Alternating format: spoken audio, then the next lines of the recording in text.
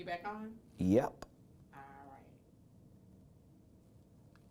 I'm sorry, ladies and gentlemen, it just cut me off. Wow, seriously. Right. I wonder what happened. I think I hit the wrong one? yeah, I think I made a mistake and cut us off. I'm trying to run like a couple boards right here, so that's probably what happened. Hopefully we're back on live. Are we back on? Let me see. Yes, it was right. Yeah. My apologies, y'all. My apologies if I just cut you off in the middle of a live. My bad. I'm trying to work like a couple boards. I got a couple screens in front of me, and I got all kind of HDMI plugs and wires, and hey, I'm doing my best trying to keep this thing up and running. So you just got to work with your boy. Be patient with your boy. Don't focus on the flaws. Focus on the favor. You just missed it. That was for free. I say don't focus on the flaws. Focus on the favor.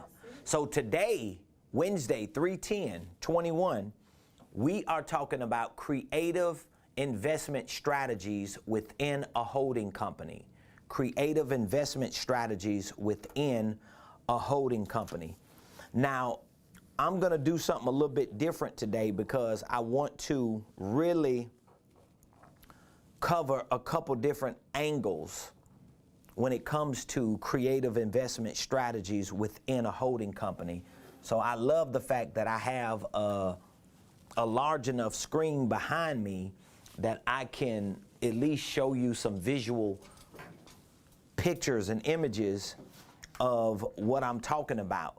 Now, there are a couple things I want to establish very quickly, and I have a couple questions. I have one question in particular that I know I want to answer that someone asked on YouTube after the live ended. So I want to answer that question just in case some of y'all had that same question. But there are a few things I want to establish very quickly. So what I'm going to do is I'm going to go to my university training platform. That's RamonePrestonUniversity.com. If you've never been to our university training platform, you can get there by going to RamonePrestonUniversity.com. If you go there, it's a secure site because it's a site where we process payments. It's a site that we gather confidential information for our students and for our clients who are enrolled in our courses or in our coaching program. So you have to make sure that your URL is put in correctly. If it's not, it's going to kick you out. You're not going to be able to connect to it. So a lot of times I encourage people to go to RamonePreston.com. If you go to RamonePreston.com, you'll see the link to our blueprint game plans and the link to our university. But I want to show you something real quickly. If you go to RamonePrestonUniversity.com and you click on our blueprint game plan page, I'm going to click on one of our blueprint game plans and show you these are the programs, these are the courses that we have built into our blueprint game plan, okay? One of the courses is called Starting and Structuring a Holding Company.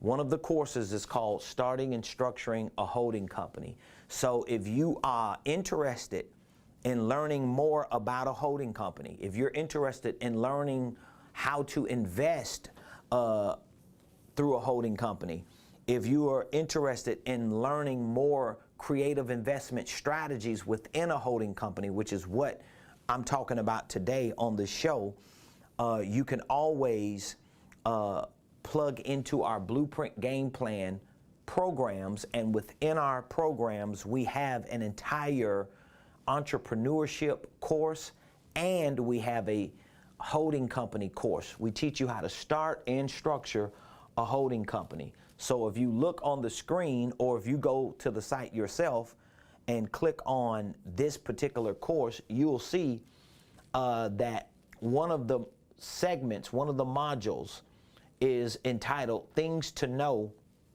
About Holding Companies. And here we answer several questions concerning a holding company, things that you need to know about a holding company. One of the things that you need to know about a holding company is how to create investment strategies within your holding company.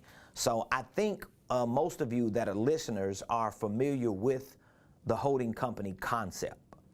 Okay, so if you're familiar with the holding company concept, then I don't have to go through the basics of what a holding company is and some of the fundamentals of how a holding company works, but I'm going to use this same image that I used yesterday to kind of walk you through this creative investment strategy process.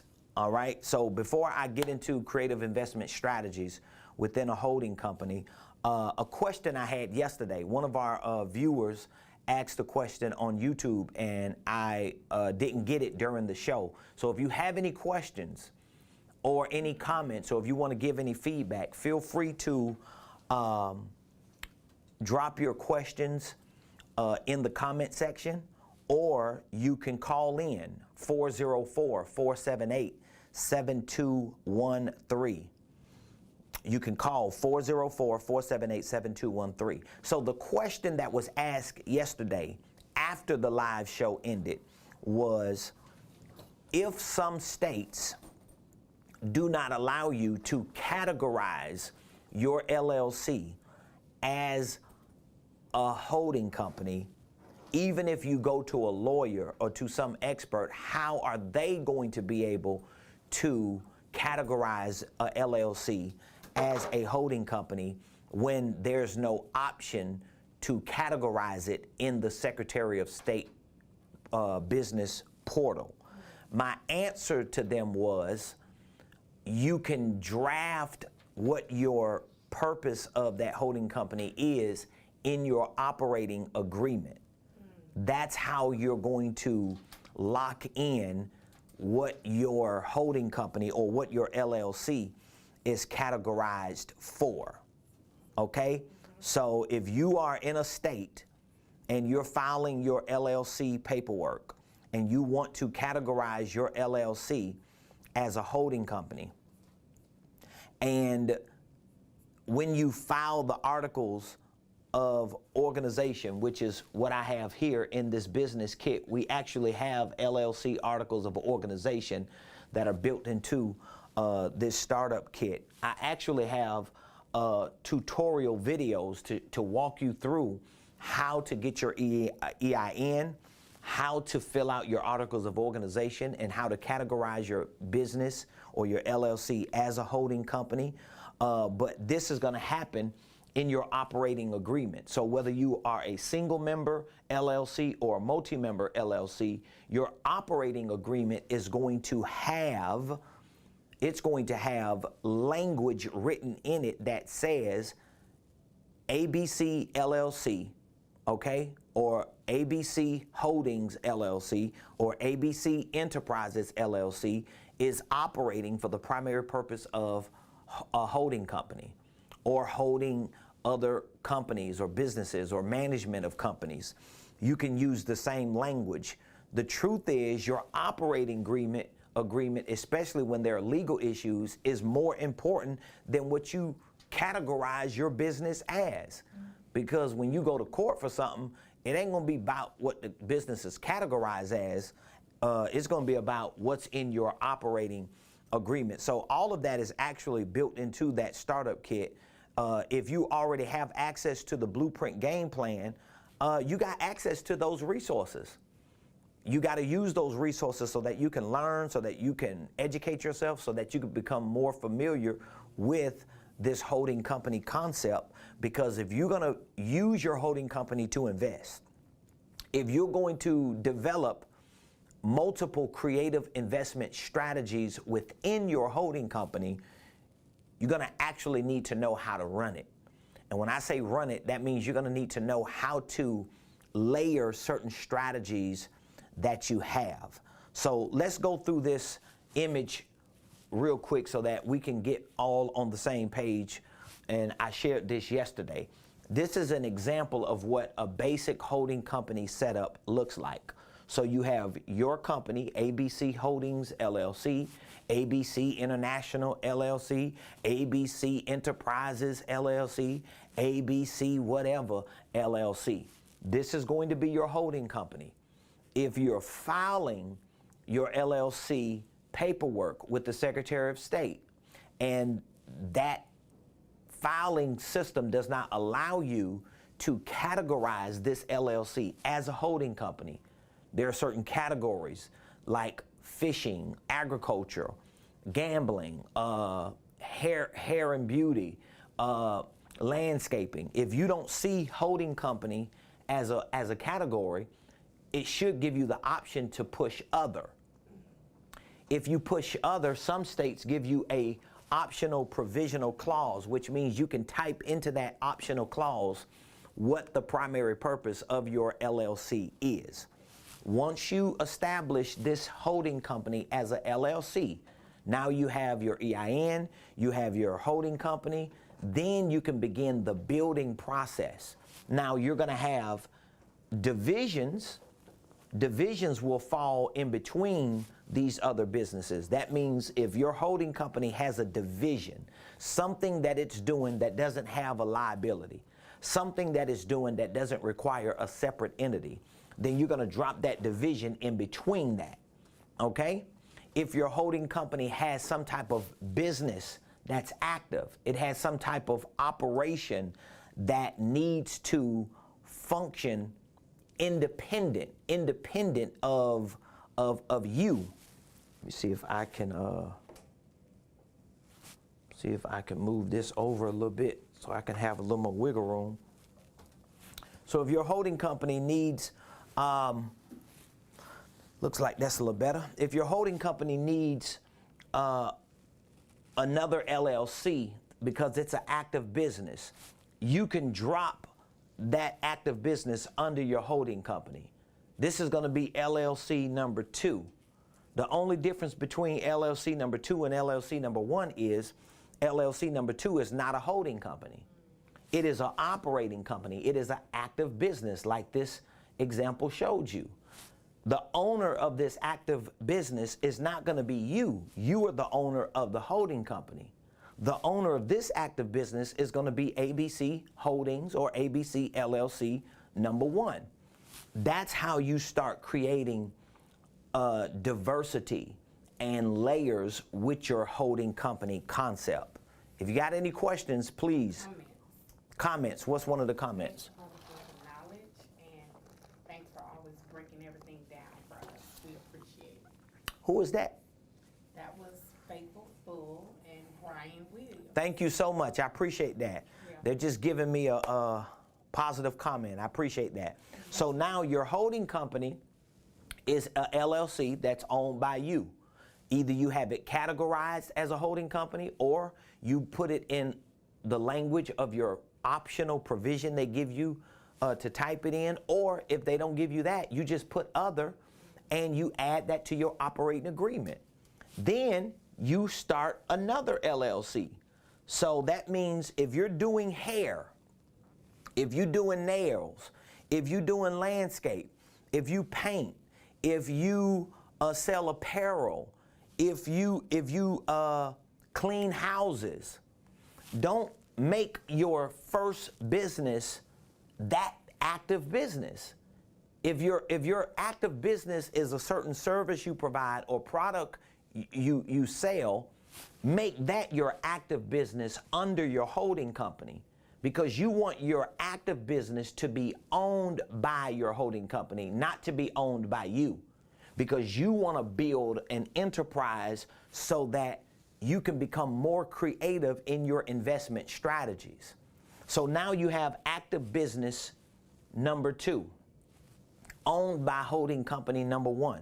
You may have 3 or 4 active businesses that you don't want to operate in the same company. Well, you just start 3 or 4 active businesses and they are all owned by your holding company. Remember, they all need their own EIN number. They all need their own LLC, articles of organization. They all need their own bank accounts, but your accounting system in your holding company is going to have a general ledger showing the income and the expenses of all these other companies that are owned by your holding company. And then as you diversify your businesses, as you diversify your investments, as you diversify your products and your services, they may branch out into other types of businesses that are owned by your holding company. That's why this is such a great example, because it shows active business or businesses. These are products and services that you out there selling every day. This is an intellectual property company, which may reflect your copyrights. It may reflect certain trademarks that you have, certain logos that you created, certain products and services that you might want to just license out, and you don't want it to be connected to your active business. You don't want your active business to be liable for you licensing out certain things that you're doing or certain things that you have to other individuals or to other businesses. You may just create a separate entity just for the purpose of having intellectual property that you can license out, that you can connect with distributors, and you can get out there further. You may have a company centered around high liability assets. These may be assets like equipment. You may have trucks that you lease out. You may have things that you just rent out outside of property that you want it to be in a high liability circle of a business by itself that doesn't expose none of your other assets or no other business operation. And then you may have real estate. This is actually like one of the perfect examples of how your holding company should be formed. Now think about that. Most people, they got one business, and all their business is an active business. And let's say if they're doing landscape, or if they're doing hair, or if they sell apparel, or if they have some type of brick and mortar location, and everything is in that active business. So now guess what happens? All of their equipment, all of their products, all of their inventory, all of their copyrights, all of their assets are owned by one business. So if something happens to this business, what happens to all the stuff that they have? It's all exposed.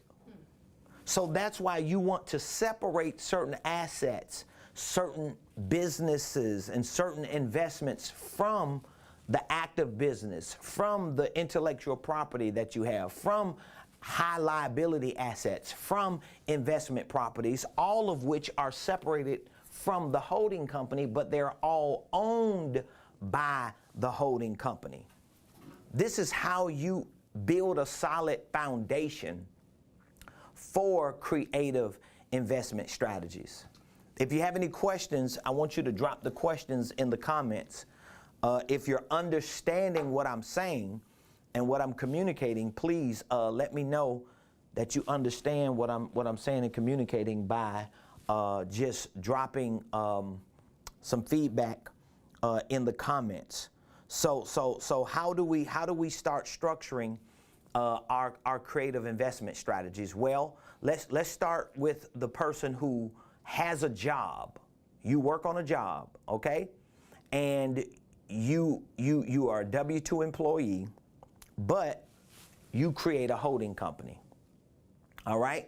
So now one of the best investment strategies that you can use creatively is to make sure that you are getting all of the write-offs, all of the tax deductions, all of the benefits, and using all of the advantages that anyone has if they own a business, even though you work on a job. So that means you want to become really good at making sure some of the bills that you're paying every month, some of the expenses that you have every month, some of the day-to-day operations that are costing you money just to live every day are being connected to the the fact that you own a legitimate business. And this may be without you having any other subsidiary under your holding company.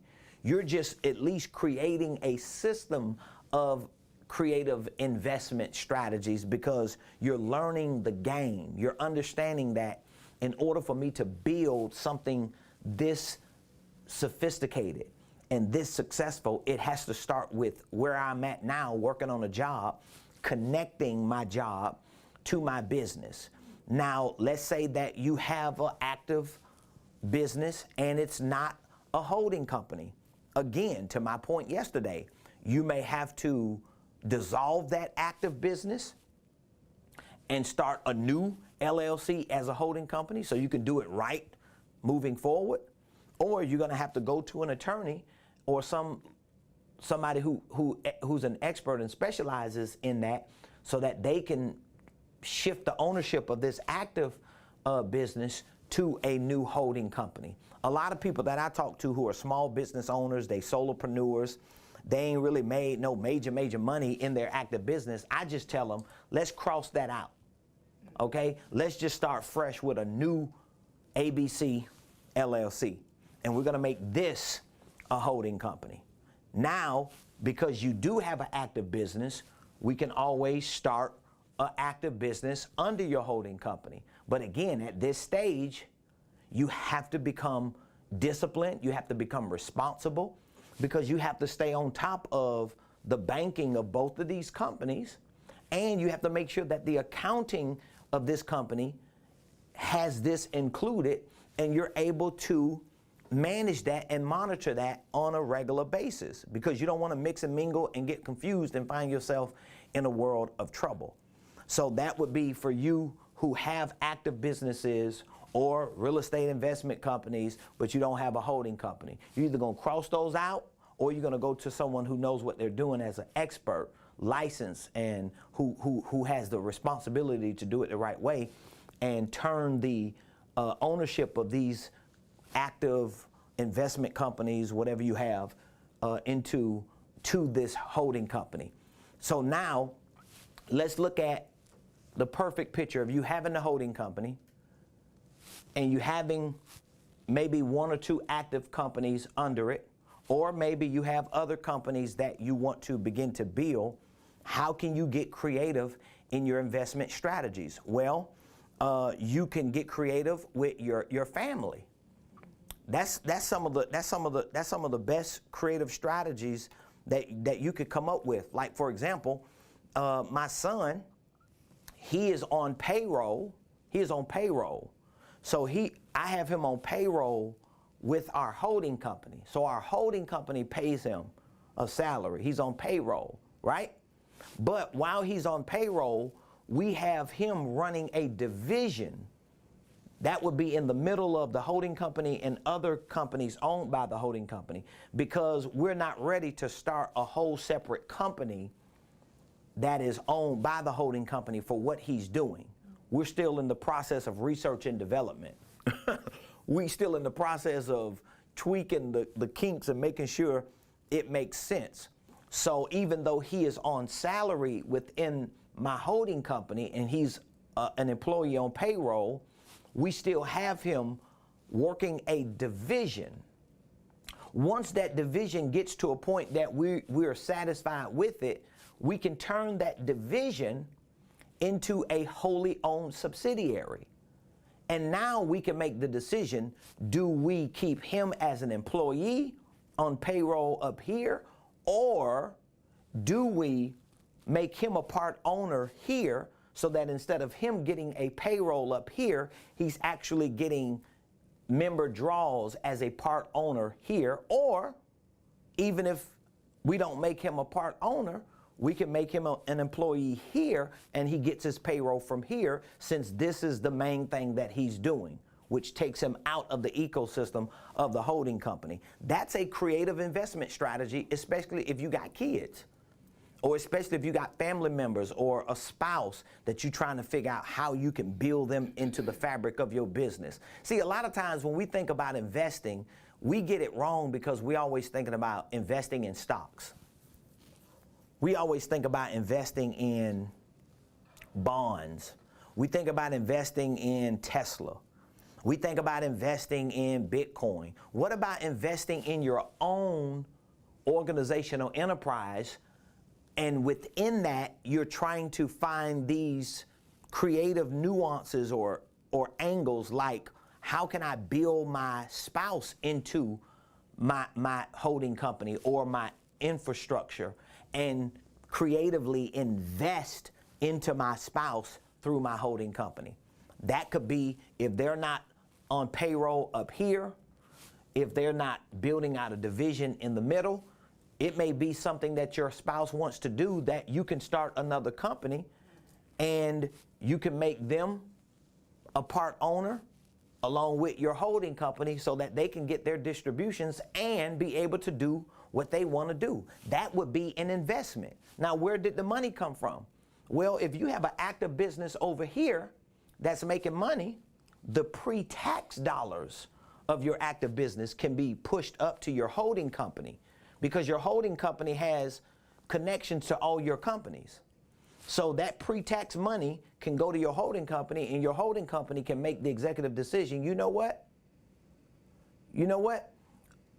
I'm going to start an investment over here with a new company. I'm going to make my spouse or my family member part owner, and I'm going to take the pre-tax dollars that I made over here with this company my holding company owns, and we're going to allocate it there. That's a statement.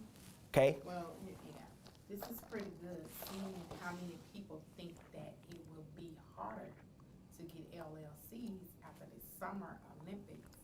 Might as well get the LLCs now. I agree. It would definitely be beneficial for people if you are. Someone just made a statement on YouTube about how important it is for us to get LLCs now as opposed to at a later time, because the dynamics of things are changing so much. And I have to agree that if there's ever a time for you to get an LLC and to get it structured correctly, it would be right now, especially for those of you who got income tax money. It doesn't cost that much to start your own LLC. It doesn't really cost that much to pay a company to start your own LLC. My only pushback to you starting one or to you getting someone else to start one is you have to learn how to run it. You have to learn how to operate it. This is where the education comes in at. And so the things that I teach in my program, even about running a holding company, these are things that you're not going to learn from someone who starts your company. You're not going to learn just because you got a LLC. I know a lot of people who have LLCs. They're not holding companies. And there are a lot of people I know who say they got holding companies, and they might be structured as holding companies because they paid an expert to do it, but guess what? They don't know how to run it. So all this stuff that I'm talking about in terms of creative investment strategies is going right over their head, not because they don't want to know it, but because they don't know it. And so you have to factor in the educational part, the learning part, the training part, so that you can actually know what to do with the holding company when you start it.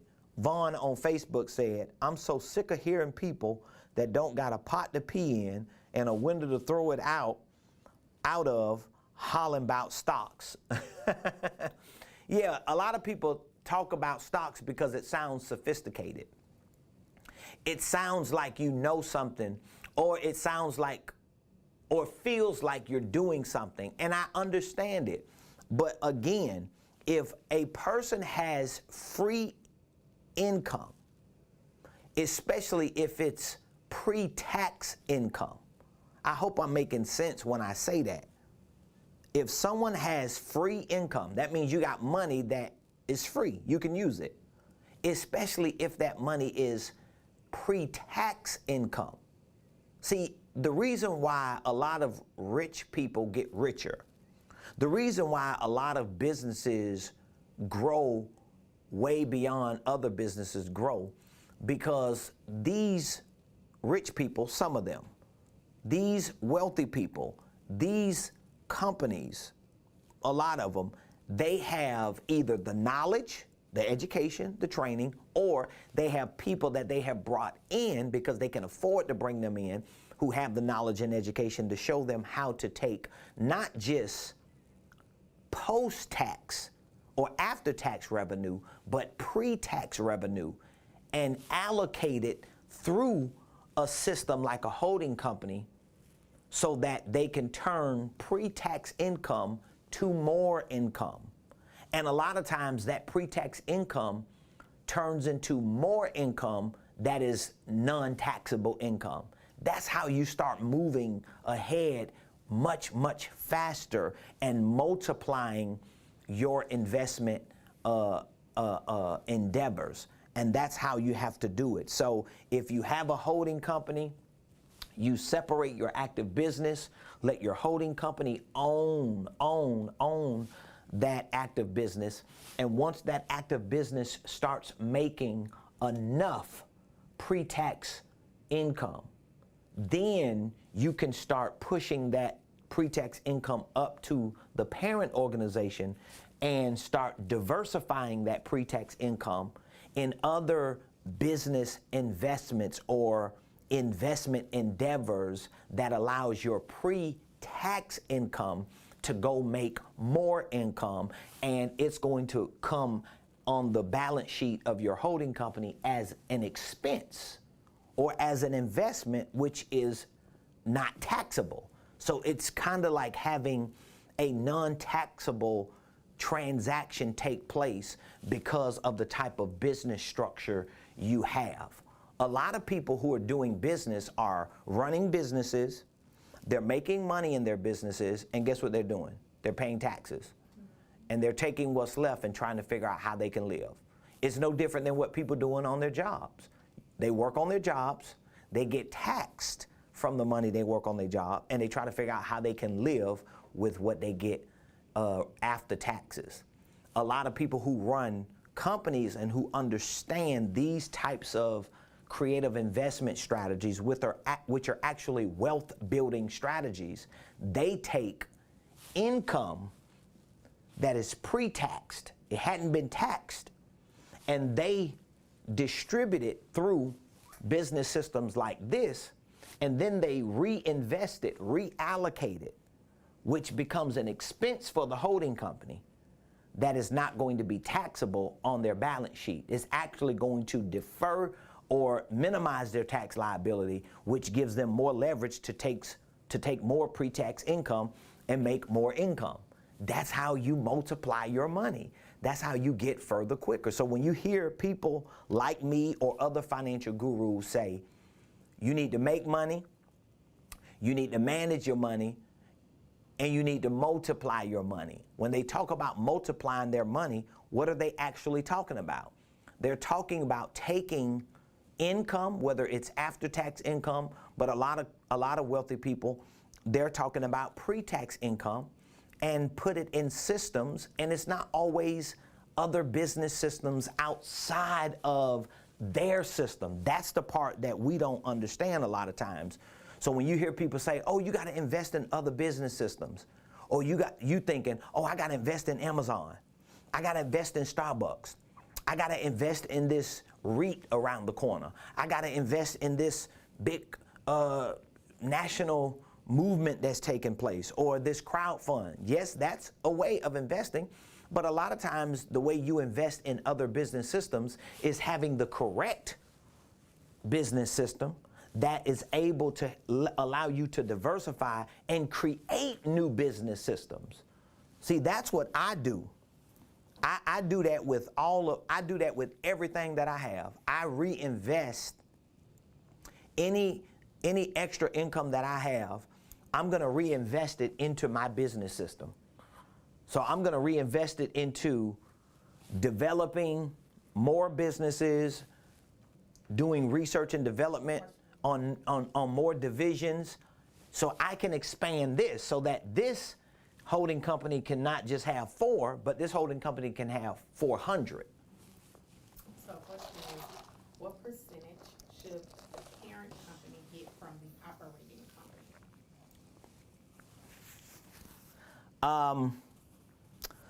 The question is, what percentage should the parent company get from one of the operating companies?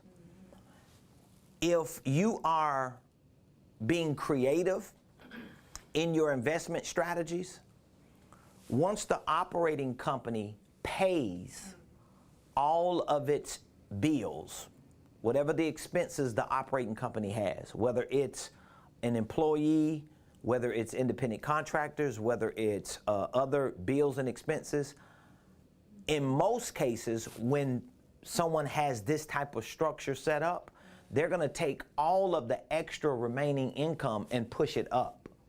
So it's not necessarily the operating company paying the holding company.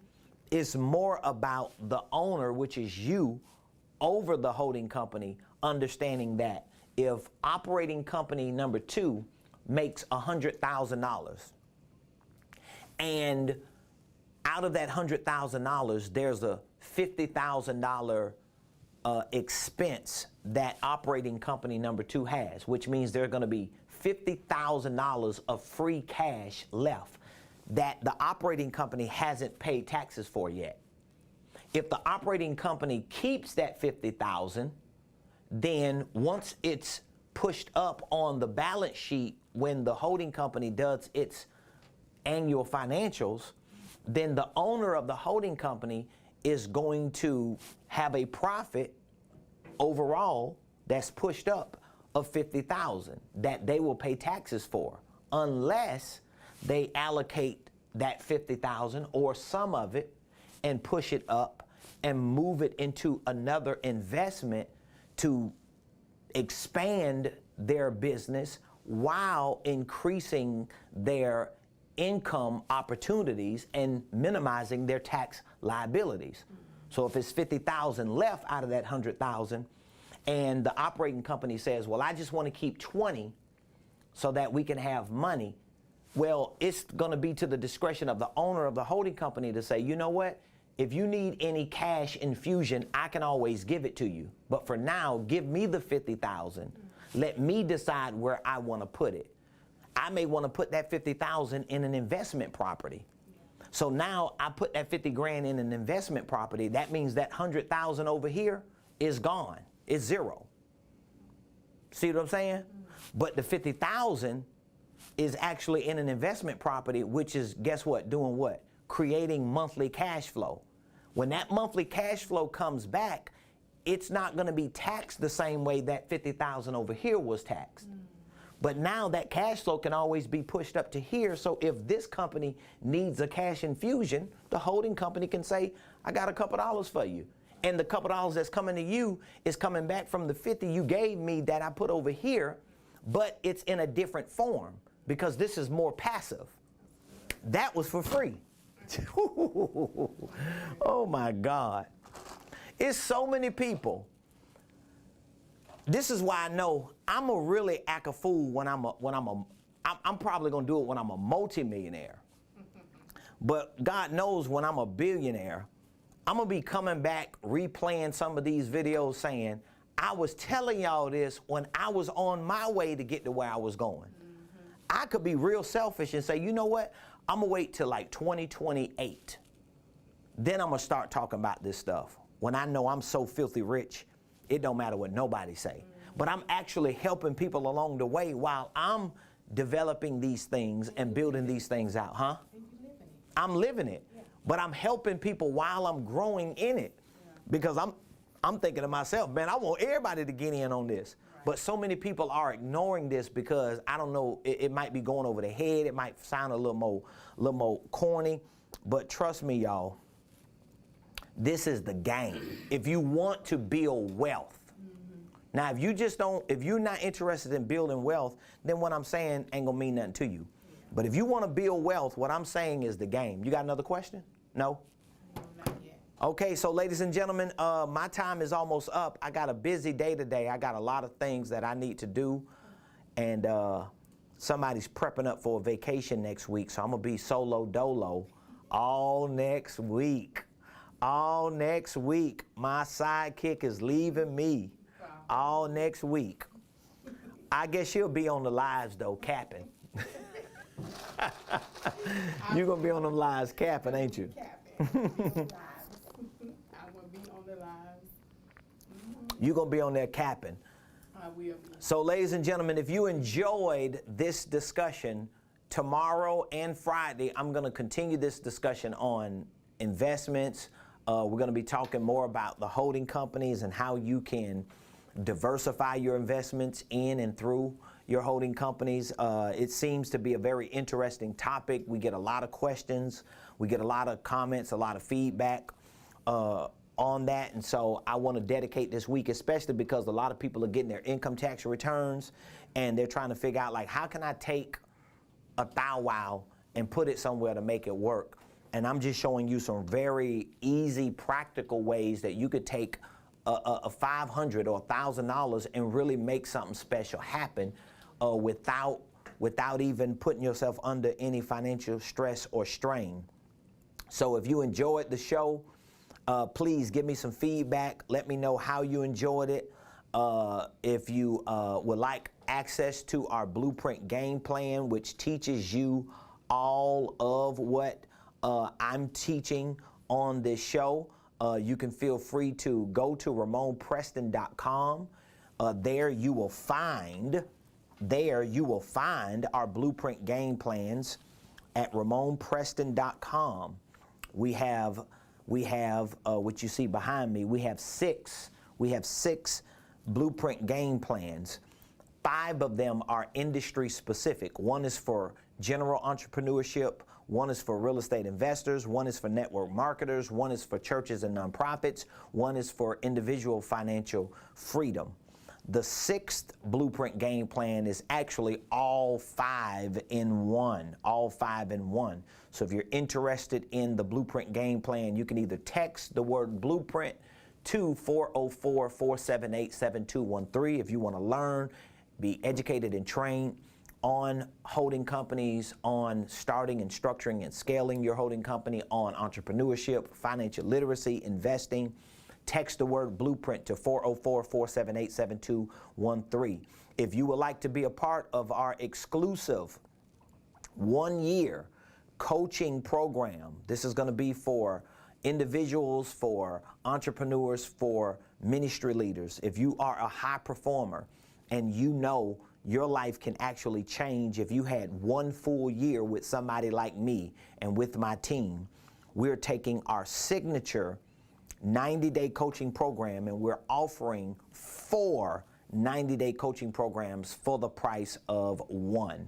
We're going to end this offer very soon. So if you are interested in our business coaching program for 1 year, text the word coaching to 404-478-7213. Otherwise, I'll see all of you tomorrow, 12 o'clock noon. Tell Lolly Dolly, everybody, Prophet Ramone Preston and the Ramone Preston Show is live every Monday through Friday at 12 o'clock, giving you game, giving you information, education, empowerment, giving you all the tools that you need for financial literacy, entrepreneurship, business ownership, investment, and family legacy wealth building. We got another question? Hold on. What wording do you put in your holding? Okay, so, hold on. Okay, so what wording do you put in your holding company's operating agreement to classify it as a holding company? Pretty much the same wording that you would find in some of the Secretary of State portals. So it doesn't, it's like there's no one way to word it, but just to kind of,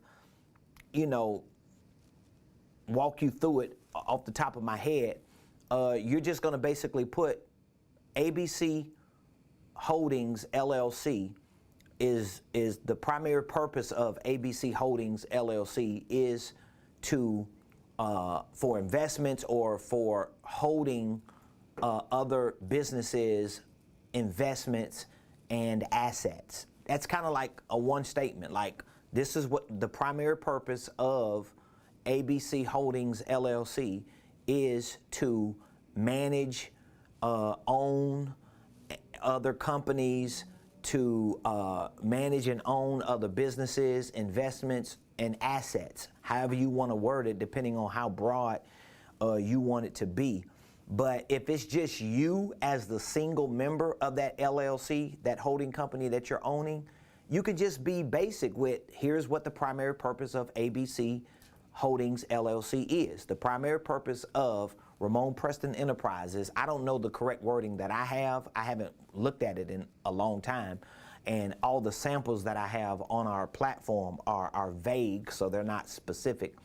But just to give you an example, I would put the primary purpose of Ramone Preston Enterprises LLC is to manage and own other businesses, investments, and assets. I would leave it at that.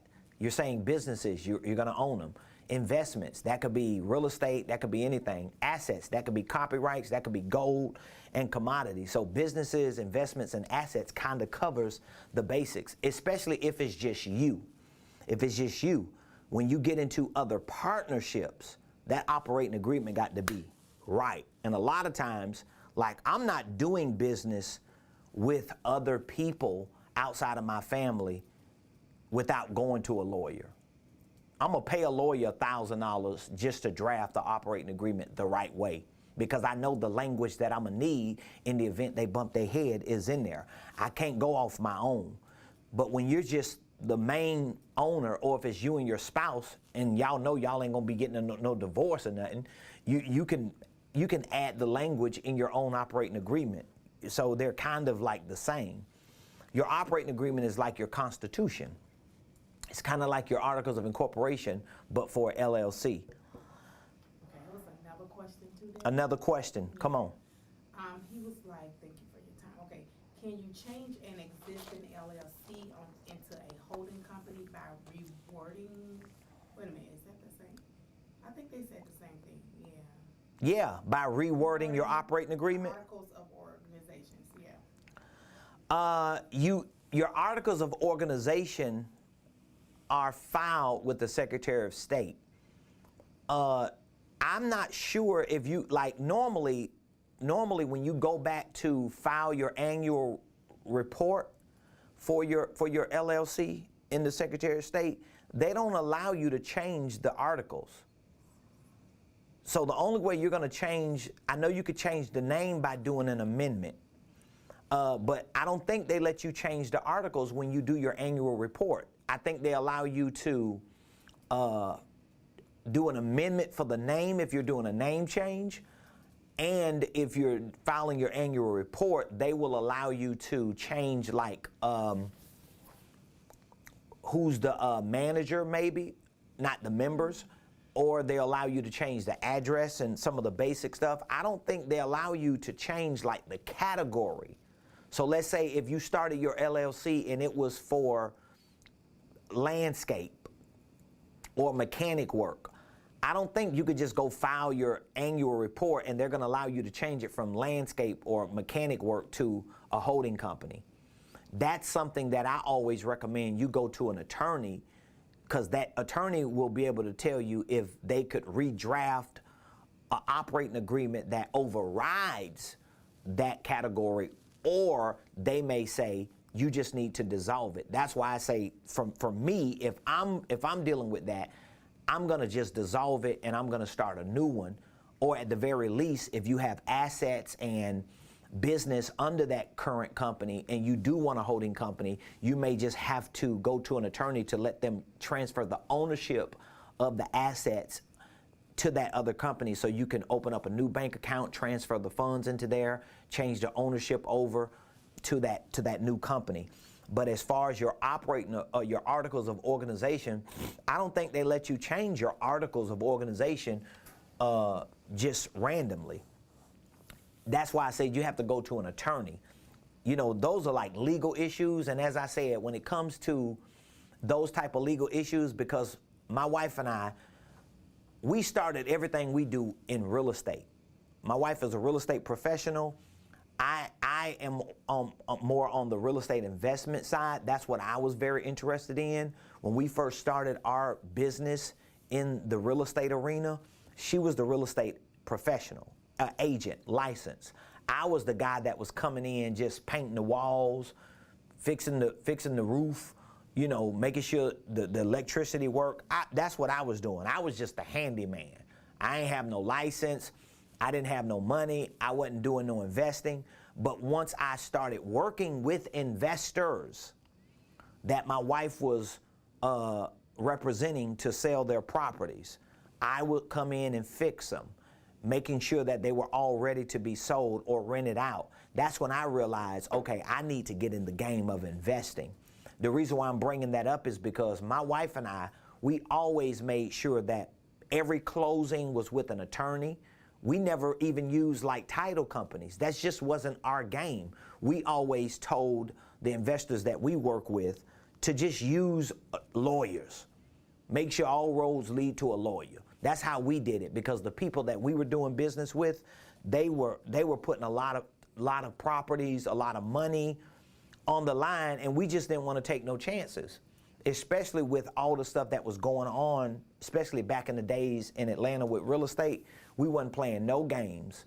There are a lot of people that done went to jail behind shady, shabby investments, behind shady, shabby lending practices. And so if you want to change your current LLC into a holding company, and you categorized it in your articles as a holding company or as something else, I would go to a lawyer and just pay a couple $100 to get the best advice.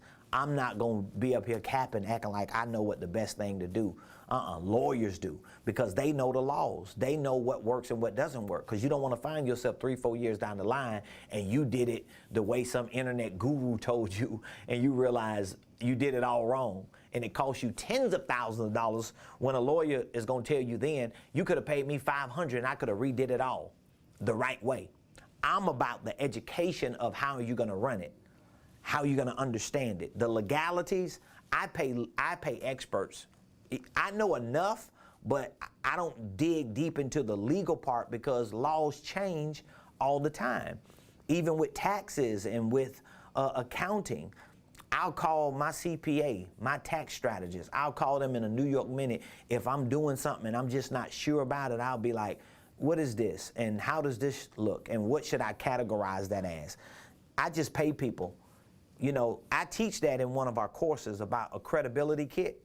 Your credibility kit should have 5 different areas of experts. Your credibility kit is like a group of experts you have in your back pocket. Because a lot of entrepreneurs, they get lost in that. They think they need to be the experts in law and in finance and in taxes. No, you need to know enough to know how to play your game and how to move, but you don't need to be trying to do what people can do because you're trying to save $500. It's going to cost you 50 grand. All right, ladies and gentlemen, I'm just sitting here answering questions, making sure everybody's question is answered. But I love y'all, appreciate all of your feedback, and we're definitely looking forward to being back on here tomorrow. This was good. This was real good. Mm-hmm. You hung up? No, I haven't hung up. I haven't hung up. Oh, okay, Dad. I ain't hung up. Okay, Dad. But guess what? We gone.